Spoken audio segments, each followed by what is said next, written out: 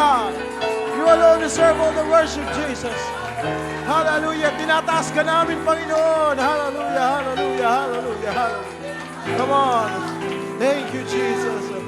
Let's lift up the name of our Lord Jesus Christ this morning. Hallelujah, hallelujah, hallelujah. Hallelujah, hallelujah. Hallelujah, hallelujah, hallelujah. Oh, Heavenly Father, ngayon pa lamang, Panginoon, amin ang nararamdaman ng iyong pagkilos, Panginoon, O God. Ngayon pa lamang, Lord Jesus, amin ang nararamdaman, amin ang nai-experience, Panginoon, ang iyong dakilang pagkilos sa aming mga buhay.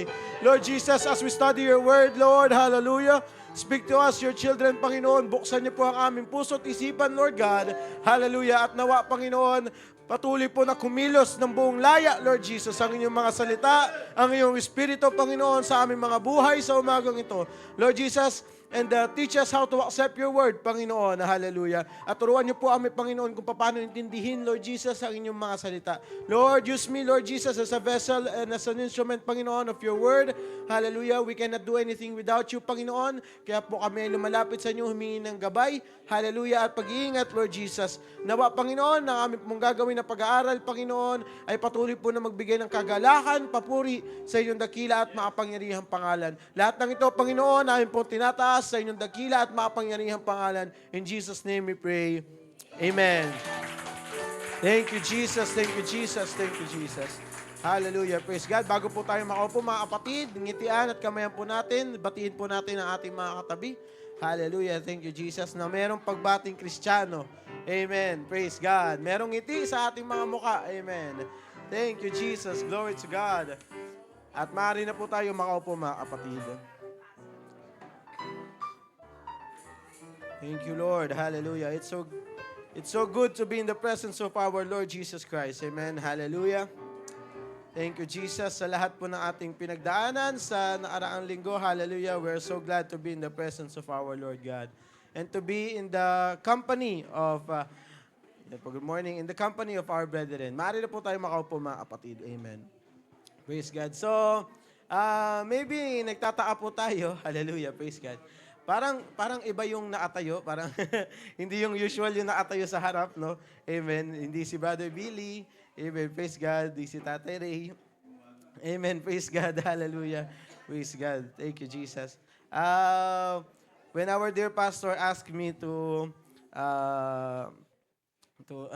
discuss na lang. Ayan. For me, mas okay yung discuss eh. Hallelujah. Kasi pag discussion, mga kapatid, no, sabay-sabay tayo natututo. Pag kasi, for me, ang perception ko ng pag magtuturo ka, you already know everything. Tapos ini-impart mo sa ibang tao, tinuturo mo sa iba. So, in my case, hallelujah, discussion tayo, mga kapatid. Kasi hindi lang po kayo yung natututo, ako din po. Hallelujah, praise God, no. Considering my age and considering the experiences that I have already towards yung mga iba po nating kapatid na tumatayo po dito sa harap, I would say I'm pretty new. Ayan, praise God. But alam natin, sa Panginoon, hallelujah, hindi mahalaga yung experience kasi ang wisdom at knowledge nanggagaling sa Kanya. Amen? Praise God. So, ito po, mga kapatid, we are going to tackle a new lesson, hallelujah, when it comes to the history of the church. Hallelujah. Lahat tayo may history, mga kapatid. Amen. Lahat tayo, meron tayong maikwento, meron tayong bagay na dala-dala natin. Praise God. Siguro, ewan ko po sa inyo, no? Pero yung memory ko, mga kapatid, nung bata ako, nagsimula na mga around grade 1. Eh. Kasi kindergarten, mga kapatid, hindi ko na siya masyadong tanda. So, siguro tayo, kanya-kanya tayo, meron tayong ganun. Siguro, tandaan nyo pa yung tandaan nyo pa yung nursery nyo, amen. Tandaan nyo pa preschool nyo, mga kapatid. Or, tandaan nyo pa, vivid pa sa inyong memory yung inyong grade 1. Hallelujah, no? Yung kaklase mo na inaasar ka, tandaan mo pa yun. Yung kaklase mo na, ayun, meron tayo dyan, meron tayong kaklase lahat na, yung nakakahiya, alam niyo, na sa salawal.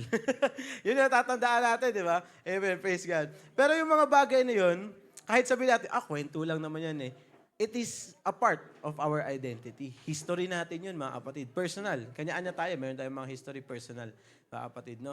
And yung mga stories natin na yun, sabihin natin, kahit simple lang, no, merong ang kaklase na sobrang galit niya, may hawak siyang lapis, ano siya ng lapis, so grade 1 siya. No? Kahit ba ganun, nakakatawang bagay, nakakahiyang bagay, hallelujah. Ito mga bagay na, na ito, collectively, ito yung bubuo sa atin. Amen. Kaya tayo nandito ngayon, kaya tayo ganito, amen. Kaya ganito yung ating ugali, personality. Ito yung humubog sa atin, mga kapatid. And sa oras po na ito, tayo papasok sa panibagong lesson, the history of the church. I-discuss natin ano yung bubuo sa atin or ano yung bumuo sa atin bilang mga Kristiyano, mga kapatid. No? Kasi importante po na alam natin kung ano ba yung bumubuo sa, ano yung identity natin. Hallelujah, praise God. So maybe some of us already know these things. Parang baka siguro reminder na lang. Hallelujah sa mga ilan po sa atin. Amen. Kasi, sa totoo lang mga kapatid, sa nangyayari sobrang dami nangyayari sa ating paligid, especially sa panahon ngayon, modern age, new age technology, hallelujah. Sobrang bilis po ng information. Hallelujah. Mabilis magbago yung mga bagay. Amen. Na magugulat ka, yung isa nga sa mga recurring na jokes, pagdating sa, alam niyo po yung iPhone, mga kapatid, no? So, isa sa mga recurring na joke pagdating sa mga iPhone users, kasi every year may panibagong iPhone. Diba, kakabili mo lang, magkano yung, kunyari, sabihin natin, yung, estimate lang ito, kapatid, kasi di mo masyado maano dun. So, sabihin natin yung panibagong iPhone yun, 70,000, 80,000, bibili ka. Amen. By next year, 16, meron na ulit, 70,000, 80,000 ulit. Diba? Sobrang bilis magbago ng technology. And in that case, mga kapatid, ganun din, sobrang bilis matabunan. Hallelujah. Yung mga bagay na bubuo sa atin. Amen. Yung identity natin. Hallelujah. Yung mga bagay na nangyari kahapon, mabilis matabunan. Bakit? Kasi may bago na naman. Kasi may bago na naman.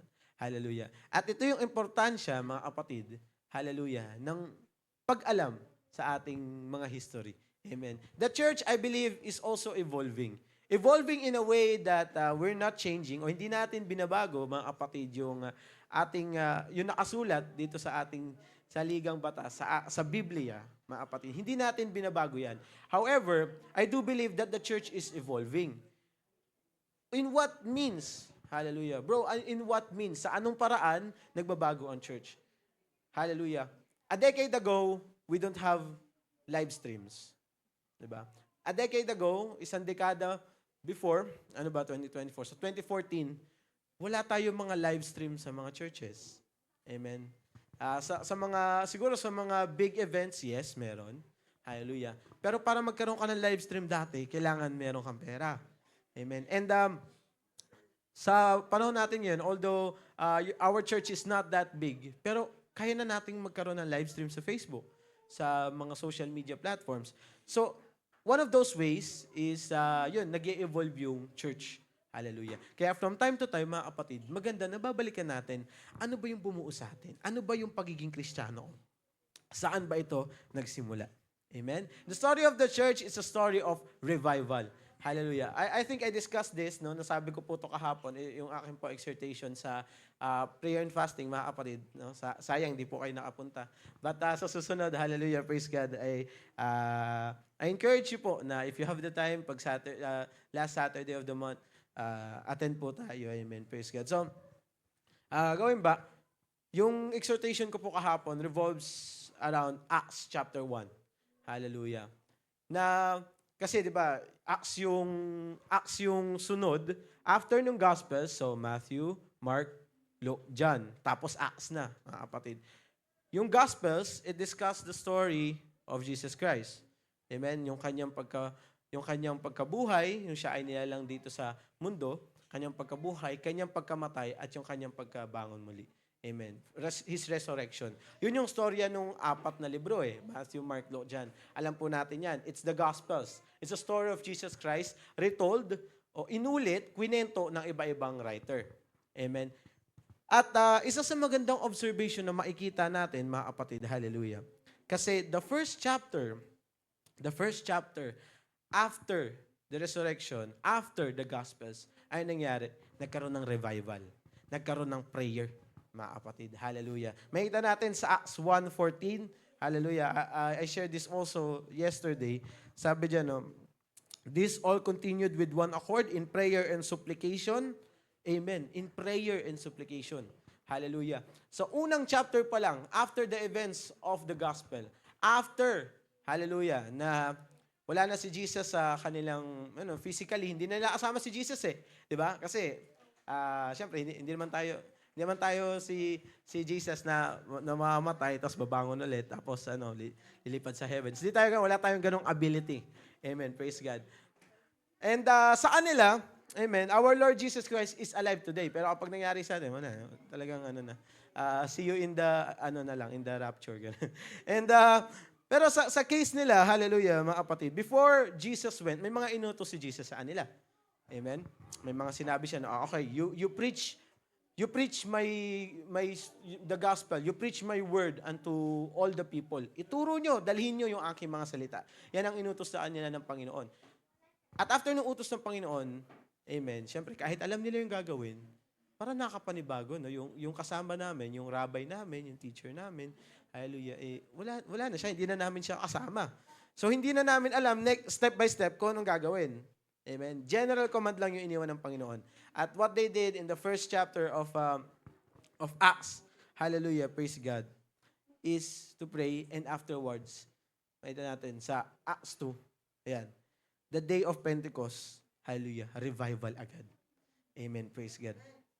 So, the story of the church is a story of revival. From the dramatic birth of the church on the day of Pentecost, as recorded in, sabi ko nga, Acts 2, to the unprecedented present-day outpourings from today. Hallelujah. Imagine, simula, hallelujah, mga kapatid, tingnan natin to ha. Simula nung, hallelujah, bumangon at tumakyat ang ating Panginoon sa kalangitan, hallelujah. Nagsimula yung revival, nagsimula yung prayer and revival, hallelujah. Unang chapter ng Acts. Hanggang ngayon, mga kapatid. Hallelujah. So yung remainder ng Biblia hanggang ngayon na-experience natin. Hallelujah. Hindi yun pinutol, mga kapatid. Hindi yun pinutol. Hindi yun something kasi, I think I heard this from, I'm not saying this to demean other fellowships, other congregations. Hallelujah. But there are certain churches, not in our organization, hindi sa loob na ating organization, pero may mga certain churches that they believe that the outpouring of the Holy Spirit, tapos na, nangyari na. Hindi na natin yun may experience ngayon. And ito nga, interestingly enough, no, anecdote lang. No? Kasi may inatenan po yung aking kapatid na parang camp sa kanila. Hallelujah. So kasi may ina-attendan po siyang parang ewan ko ma-consider siyang parang organization, parang community within sa university niya po sa UP. At parang Christian siya, tapos although iba-iba sila ng churches na ina-attendan, hallelujah, pero they all believe in Jesus. So, ma-attend siya doon, hallelujah, may mga gatherings siya doon, fellowships. Kasi, syempre, nasa Los Baños po siya, no? Yung mga gawain natin dito sa Muntinlupa, parang malayo naman kung everyday siya makaka-attend, no? So, doon siya ma-attend para still, no? Meron siyang community, meron siyang support system. At the same time, si Jesus pa rin naman yung kanila, So, yun yung, niya. And, nagkaroon ng time na, nagkaroon po siya ng camp.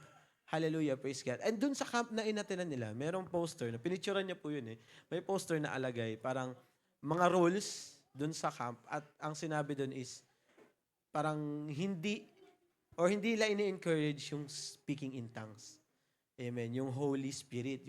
Kasi we know that the evidence of the Holy Spirit, hallelujah, malalaman natin na may pagkilos ang Holy Ghost at ang Holy Spirit sa atin sa pamamagitan ng, speaking in tongues. Amen, di ba? So, at merong mga followings, merong mga congregations, churches, organizations na hindi na po sila naniniwala na nangyari yun, na naniniwala sila na hanggang dito lang, sa Acts lang, sa Biblia lang, at hindi na naulit yun ulit. Hindi na natin na-feel yun ngayon. Hallelujah. But we all know, mga kapatid, hallelujah, every Sunday, di ba, nagkakaroon ng altar call. Tayo din mismo, mga kapatid, makaka-attest tayo. Hallelujah. Na nakikita natin yun at nararamdaman natin yun every single day, every Sunday, every gawain. Hallelujah. We have the opportunity to feel the moving of the Holy Spirit. So, ibig sabihin, mga kapatid, hindi pa tapos. Hindi pa tapos. Hallelujah. Yung events ng pagkatapos ng gospel, yung events na pagkatapos mapako si Kristo, hallelujah, hanggang ngayon, mga kapatid, na-experience pa natin. Hallelujah, praise God. Hindi ito nilimit ng Panginoon. The revival is broad. Ibig sabihin, malawak. Hallelujah. Yung ating pong simbahan, yung ating pong gawain, hallelujah, it is built on the foundation of revival and prayer. Hallelujah, praise God. So, anong importance? Bro, ba't mo sinasabi sa amin yan? Anong importance yan eh? Narinig naman namin yan. Hallelujah.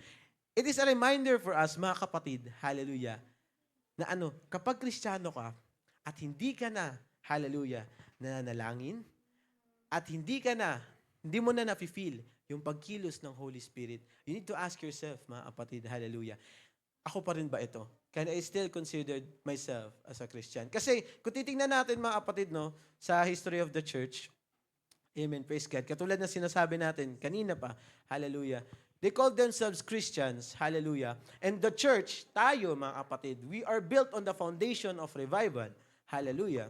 So, it is a reminder for us na if I can feel the revival, ibig sabihin, I can still feel the church. I am still part of the church.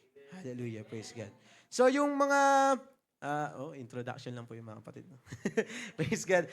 Yung mga scriptures po natin, hallelujah, dito sa first lessons po natin, yung pagsisimula po, the church begins, is Acts 2:38. Alam po natin ito, mga kapatid. Then Peter said unto them, repent and be baptized, every one of you, in the name of Jesus Christ, for the remission of your sins, and you shall receive the what? The gift of the Holy Ghost. Hallelujah. At ang settings nito, mga kapatid, hallelujah, itong pagsisimula ng church, we can see that sa Acts 1 and Acts 2. Hallelujah. Praise God. Titingnan natin, mga kapatid, i-compare natin yung panahon natin, hallelujah, sa panahon nila. The church didn't begin with, on the day of Pentecost, with, pulpit, mga kapatid. Yung notes nila, hindi ganito yung notes nila, wala sa phones, wala sa digital devices. Hallelujah, praise God. Wala silang live streams noong panahon nila. So imagine, nagla-live stream si Napol, nagla-live stream sila. Mga kapatid, doon sila sa kanilang church, tapos nakikita sila, di ba sa sila sa Asia, nakikita sila mga taga Europe, taga Africa, mga kapatid, naka-live stream sila dati, tapos, diba? Imagine, wala pang ganun. The church didn't begin with all the fancy things that we have right now. Hallelujah. Wala pang ilaw nun, mga kapatid eh. Actually, kung surprisingly, ewan ko lang po sa inyo, pero recent years lang na-discover or na-invent yung ilaw, mga kapatid eh. Yung electricity, bago lang yan eh. Kumbaga, nung panahon nga ng mga Kastila, mga kapatid, wala pang kuryente. Kandila pa lang gamit nila eh. So imagine mo during that time, hallelujah, mga kapatid, nagdadala sila ng mag-gather sila, hallelujah, praise God. Pag inabot sila ng gabi, kanya-kanya silang, kasi di ba, nakakandila lang, apoy lang, hallelujah, praise God, yung kanilang ginagamit. Amen. Wala silang mga fancy things. Amen. However, what they have is the Holy Ghost. And that is the most important part only, sa mga kapatid, hallelujah. Is, katulad nga na sinabi natin, since the church is built on the foundation of the Holy Ghost, hallelujah, yun lang yung tanging requirement. Hallelujah, praise God. You can have a church, you can have a congregation without any of the things that we have right now. Walang AC, walang ilaw, hallelujah, praise God, walang mga speakers, walang mga mics, instruments, walang TV, walang live stream, hallelujah. Kaya mong magkaroon ng church, hallelujah. Kaya mong magkaroon ng revival kasi hindi yun kasama sa requirement, mga kapatid. Hallelujah, praise God. But we are so fortunate, hindi natin sinasabi na, alisin na natin lahat, alisin na natin. hindi na natin sinasabi yan, mga kapatid, But what we're saying is, we're grateful na meron tayong mga ganitong bagay para lalo ma-elevate yung ating pagpupuri sa Panginoon. Pero, at the very core, kumbaga yung foundation, mga kapatid, hallelujah, hindi naman natin talaga kailangan yung mga yon. Kung titingnan natin sa Biblia, mga kapatid, hallelujah, the Holy Spirit gave them a reason na magpatuloy. Hallelujah, sa Panginoon. Magpatuloy sa doktrina, hallelujah, ng mga apostles, ng mga disciples. Hallelujah. Ano ibig sabihin nun, mga kapatid? Hallelujah. So imagine again, yung kanilang sitwasyon ng mga panahon na yun. So they have a leader, they have Jesus, hallelujah, na kanilang sinusundan, no, lahat sila. Everywhere Jesus went, nandoon sila. Lalakad si Jesus papunta sa Galilee, pupunta siya sa Nazareth, sa Jerusalem, no. Kasama nila si Jesus. Hallelujah. So they have a direction. They have a sense of direction in a physical form. Hallelujah. Sa katawan ni Jesucristo. Alam nila, direction eh. Diba? So, okay, di natin alam yung natin, wala tayong pupuntahan bukas.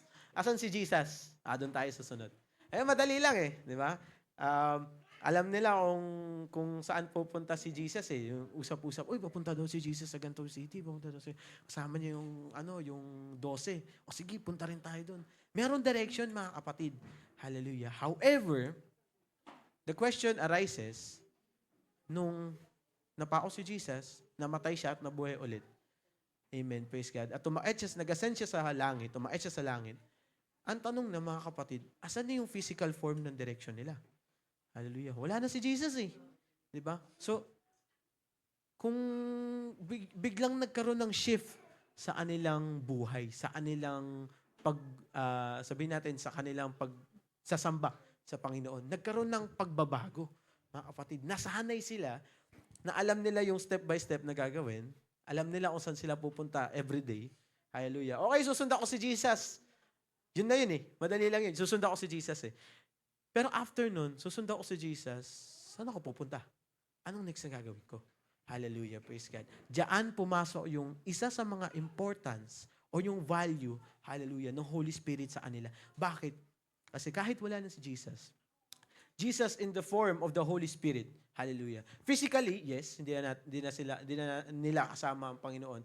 Hallelujah. But the Holy Spirit, which is our Lord Jesus Christ as well, hallelujah, pumasok sa kanila. Yun ang nagbigay sa kanila ng reason at yun ang nagbigay sa kanila ng direction. Hallelujah. Kung saan pupunta. So sa atin, sa mga buhay natin, mga kapatid, hallelujah, if you feel like you're lost, di ba? Amen. Ito yung palagi natin sinasabi. If you feel like you're lost, Panginoon, hindi ko alam kung ano ang dapat kong gawin. Amen. Dapat ba akong tumuloy dito sa aking pinag-a-applyan? Dapat ba akong umalis sa aming tinitirhan? Amen. Dapat ba na mag-venture ako gusto kong pumunta sa Maynila, gusto kong umuwi sa probinsya, ganyan. Hallelujah. There are things na minsan, hallelujah, naliligaw tayo. Hallelujah. At itong sinasabi ng Biblia, amen, we need to ask for the Holy Spirit. Kasi, bakit mga kapatid? Ayun nga eh, nung nawala yung physical form, which is yung manifestation, hallelujah, in Jesus Christ, hallelujah, praise God. Nung nawala yun, at nag-ascend ang Panginoon, hallelujah, nagtuloy pa din naman sila eh. Alam pa rin nila kung ano yung gagawin. Bakit? Kasi there is that Holy Spirit that guide them. Hallelujah. Sinamahan sila, tinulungan sila, at tinuro sila, okay, doon ka pupunta, okay, doon ka pupunta. Hallelujah. Not verbally, amen, kasi syempre, nung nandito, kasama nila si Jesus, verbally, pwede nilang malaman yun eh, di ba? Na, okay, katulad nung sa mga miracles ni Jesus, amen, praise God, na papakainin yung 5,000, anong gagawin, di ba? Alam nila kung nag-gather sila ng pagkain eh, kasi nandun si Jesus eh. Amen. Pero nung hindi nila kasama si Jesus, ano next natin gagawin? Doon na pumasok yung Holy Spirit. Imagine yung provision ng Panginoon. Hallelujah. Titingnan natin, after nung 4 Gospels, amen, nag-ascend ang Panginoon, immediately, unang chapter pa lang mga kapatid, pangalawang chapter pa lang, nakita na kaagad natin yung provision ng Panginoon na hindi sila iniwan. Hallelujah. Wala kaming sense ng direction, Panginoon. Hallelujah. Kasi hindi ka na namin kasama. May inutos ka po sa amin. The Lord commanded it. Siyempre, may iniwan na utos sa kanilang Panginoon na ito ang kailangan yung gawin. Pero yung step by step, mga kapatid, hallelujah, hindi naman, I would say, hindi naman sobrang inelaborate ng Panginoon. Hallelujah. Okay, day 1, pupunta ka dito. May listahan, no? Day 1, pupunta ka dito, check. Day 2, dito, check. Day 3, dito, check. Hindi naman na mga ganun, mga kapatid, eh. Hallelujah. Pero imagine the provision of our Lord Jesus Christ na nung time na siya ay nag-ascend, at the end of the Gospels, immediately, susunod na chapter, susunod na 2 chapters, nandun ka agad yung kailangan nila. Nandun agad yung provision ng Panginoon. Hallelujah, praise God. So, pagdating sa atin, mga kapatid, amen, tayo bilang mga Kristiyano, hallelujah, praise God. The history of the church, amen, katulad ng sinasabi natin kanina, hallelujah, is that we need to feel that Holy Spirit. Hallelujah. Bakit? Bakit kailangan itong Holy Spirit? Hallelujah. Kasi ito yung una, ito yung naging foundation ng church. Kaya nabuo yung church. Hallelujah. Because of the moving of the Holy Spirit. At yun ang nag-characterize, hallelujah, sa mga apostoles, sa mga Kristiyano, sa mga tagasunod ni Kristo. At yun din ang magkakarakterize sa atin. Hallelujah. Kaya tayo tinawag na Kristiyano, this is for me, mga kapatid, not only because we follow Christ, hallelujah, but we experience the moving of the Holy Spirit. Hallelujah. We experience the miracles of Jesus Christ. Na-experience natin firsthand, mga kapatid. Nakita natin kung gaano kabuti ang Panginoon. At na-realize natin, hallelujah, that Jesus is worth following. Hallelujah. Ganito din yung same idea na I believe the people back then share. No, ano sabihin nun, bro? Umbaga, you hear a certain group of people na may sinusundan, which is si Jesus. Tapos you can see all the miracles na ginagawa niya. Hallelujah. Ito yung nag-encourage sa kanila to follow kasi Jesus made sense of living. Hallelujah. Binigyan ng Panginoon yung buhay nila ng purpose. Hallelujah. Binigyan ng Holy Spirit yung kanilang buhay ng purpose. Hallelujah. Sometimes we feel lost, no? Hallelujah, praise God. And Jesus talks to us, tapos we find ourselves na, okay, ito pala kailangan kong gawin. Hallelujah, praise God. At I've heard a lot of testimonies, mga kapatid. Hallelujah. Nagkaroon ng time na nag-uusap kami ng mga friends ko. They're not Christians, they're not part of they're not UPC. Hallelujah, hindi rin sila Kristiyano. But nagkaroon kami ng usap-usapan pagdating sa yung mga umaattend sa church. Hallelujah, praise God na parang ang ano nila is madaming umaattend sa church. Hallelujah, praise God. And nagugulat sila kasi parang hindi nauubusan ng taong papasok sa church. Hindi nauubusan ng tao. There's always people inside the church. And I shared to them, hallelujah, that most of the people na alam ko, hallelujah, nakakilala ko, amen, na pumasok sa panambahan, sinundan ang utos, ang commandments ng Panginoon, those people found Jesus in their deepest, lowest times. Yung mga times na hindi nila alam kung saan sila pupunta. Hallelujah. Praise God. And kasi siya sabi ng Panginoon na very close siya sa mga tao na that I am nigh to those that are of a broken heart. Diba? Sabi ng Panginoon. Hallelujah. Praise God. And madalas, mga tao na nakikita natin sa church, amen, sa lamuhan natin sa simbahan, mga kapatid, those people, maybe yung katabi natin sa oras na ito, those people found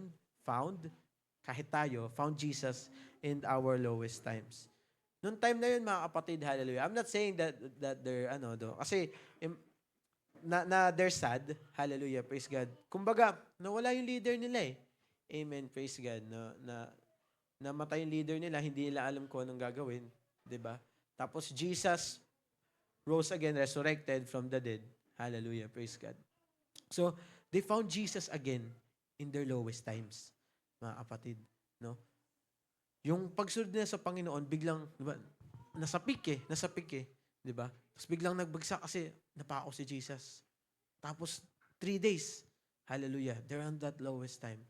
Tapos pagkatapos nun, bumangon ng Panginoon. Unti-unti, hanggang sa Acts, hanggang sa pagdating ng Holy Spirit, hanggang sa pagdating ng revival, slowly they found themselves, okay, ito pala ang dapat kong gawin. Hallelujah. Praise God. The Holy Spirit cannot be contained on the walls of the upper room, nor was it ever limited to the 120 that are there during the day of Pentecost. Hallelujah. Nung na-experience ng simbahan, ng church, ng mga tao, yung revival, for the first time, hallelujah, meron lang pong 120 na nandun sa kwarto na yun. Hallelujah, praise God. Meron lang 120. Amen. I was reading the book of Acts. Actually, Bible reading ko din, mga kapatid, no? Acts. Tapos, I remember the story of Gamaliel. I think I shared this also last week ng devotion, mga kapatid, no? Na sinabi niya, kung hindi totoo yung kanilang sinasamba, walang mangyayari dyan. Amen. Praise God. At kung totoo yan, wala tayong magagawa, sabi ni Gamaliel. Dun sa Nung time na yon, amen, kina Peter. Hallelujah, praise God. And I think we can also say the same thing pagdating sa revival. Hallelujah. Imagine there is that room. Merong kwarto, mga kapatid, no? Upper room eh. Merong kwarto, tapos naririnig nyo ang ingay. Nag-iiyakan, di ba? Kasi the revival is not quiet, mga kapatid. Hallelujah. Kapag merong pagkilos ng Panginoon, malalaman natin, maririnig natin, at makikita natin. Hallelujah, praise God. So just imagine, naglalakad ka during that time, tapos napadaan ka doon sa upper room, naririnig mo sa taas, merong maingay. Hallelujah, praise God. Merong 120 na tao na nakaka-experience ng revival. Hallelujah, praise God. Siguro, imagine, may mga bystander doon na, tulad nga sinasabi sa kanila, di ba?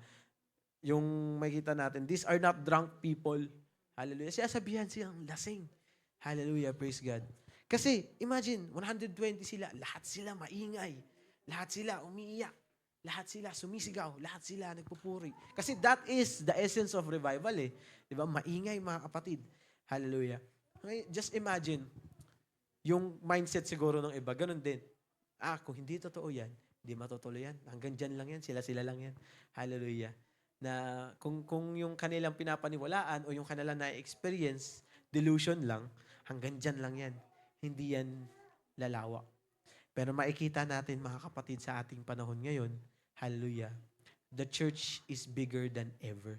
Hallelujah. Christianity is the leading, hallelujah, religion when it comes to the world.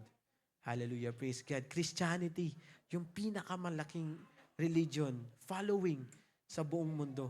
Hallelujah. Kung babalikan natin dati at the start of the church, there are people that doubted them. Sinabi sa kanila na kapag hindi yan totoo, walang mangyayari dyan. Amen. Pag hindi yan totoo, hanggang dyan lang, sila lang, grupo lang nila, hanggang sa 120 lang. Pero mga kapatid, hallelujah, tayo dito, we can experience the revival.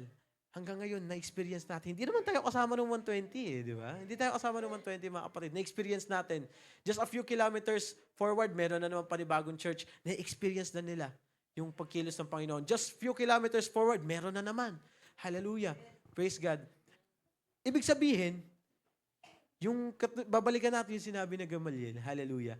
Kapag totoo yung kanilang sinusunod, kung totoo yung kanilang sinasamba, wala tayong magagawa dyan.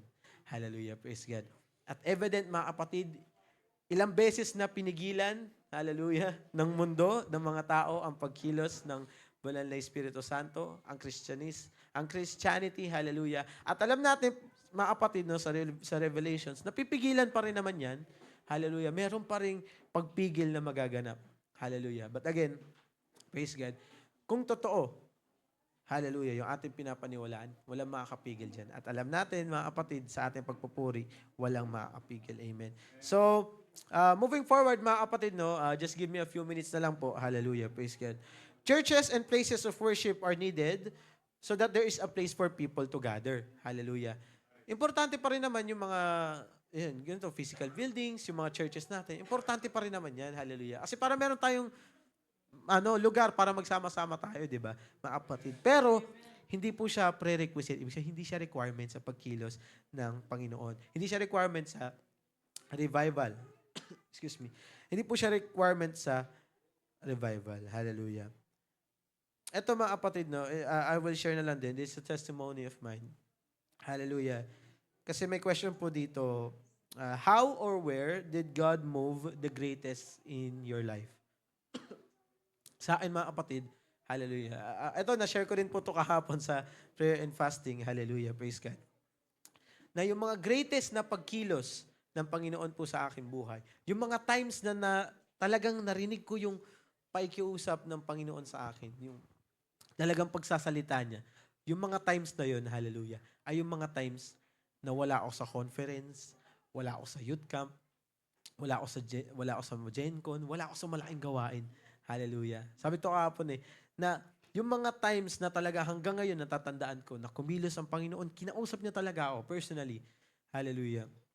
Ay yung mga times na nasa kwarto ako lang mag-isa sa bahay. Yung mga times na nasa bus ako. Hallelujah. Praise God. Amen. Praise God. Yun yung mga times na talaga natatandaan ko na talagang kumilos ang Panginoon sa aking buhay. Na talagang kinausap niya ako. na meron siyang nais sabihin sa akin. Yun yung mga times na, hindi yung mga times na nasa conference ako. Hindi ko sinasabi mga kapatid na wag tayo matin ng conference kasi hindi yun, ganun. Hindi po ganun mga kapatid.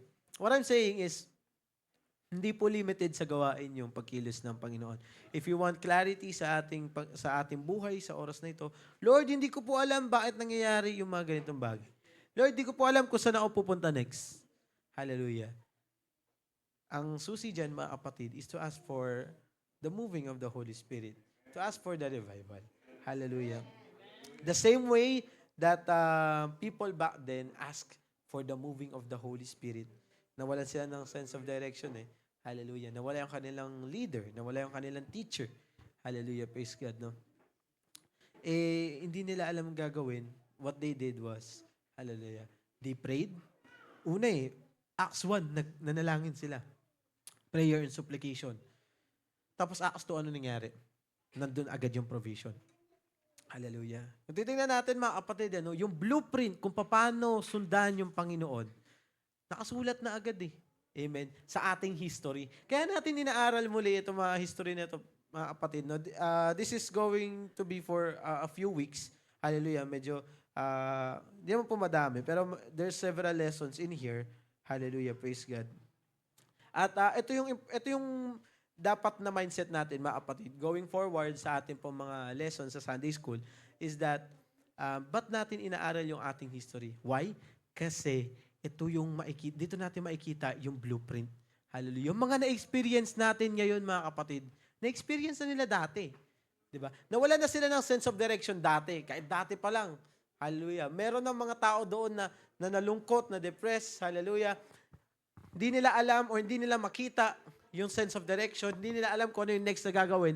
Nangyari na sa kanila yan mga kapatid. Hindi na bago yan sa atin. Hindi na tayo unique na ako lang nakaka-experience nito.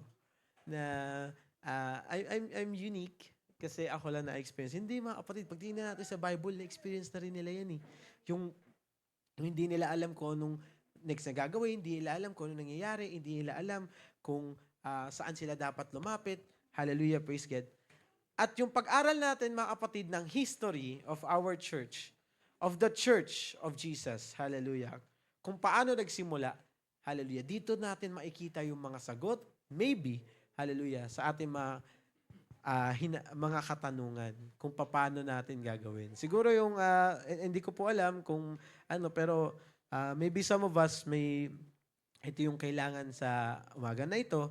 Hallelujah. So sabi ko nga mga kapatid, I'm not teaching here. I'm not going to be in front of you teaching the Word of Jesus Christ, but I'm going to discuss this with you. Hallelujah. I want to learn more about the history of our church. I want to learn more about the blueprint, hallelujah, of how to follow Jesus Christ from people na nauna sa atin. And through this discussion, hallelujah mga kapatid, we all hope na meron po tayong mas matutunan pa, meron po tayong mas maibaon pa, at meron po tayong mas makita at mas ma-realize pa, hallelujah, na yung pag-aaral ng history, hindi dapat siya maging boring. Hallelujah. Kasi yung typical na natin, pag history, dates, events, ganyan. Hallelujah. Let's approach this in a way na there is something to be seen here. Meron pa tayong dapat ma-unveil. Meron pa tayong makikita dito. Hindi lang to para puro events lang, mga kapatid. Amen?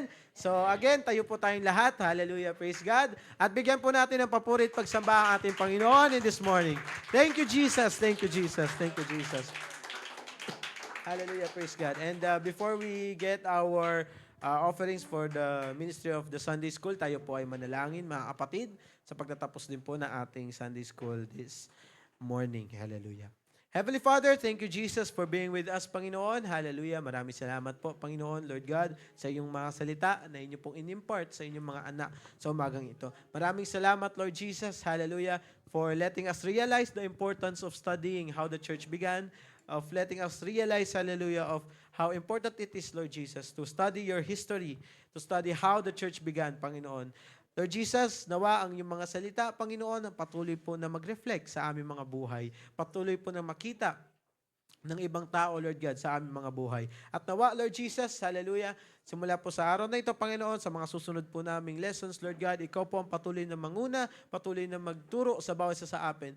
Let you open our hearts, God, hallelujah, and you teach us how to understand your word, to how to approach your word, Panginoon. The same way, Lord God, that people from then, the same way that the apostles and the disciples approach your word. Panginoon, turuan niyo po kami, Lord God, and once again, Lord Jesus, binabalik po namin lahat ng papuri sa iyo, for you alone deserve all the glory, you alone deserve all the praise and all the honor, God. We thank you. In Jesus' name we pray. Amen. Hallelujah. Praise God. Thank you, Jesus. Mga kapatid. Hallelujah.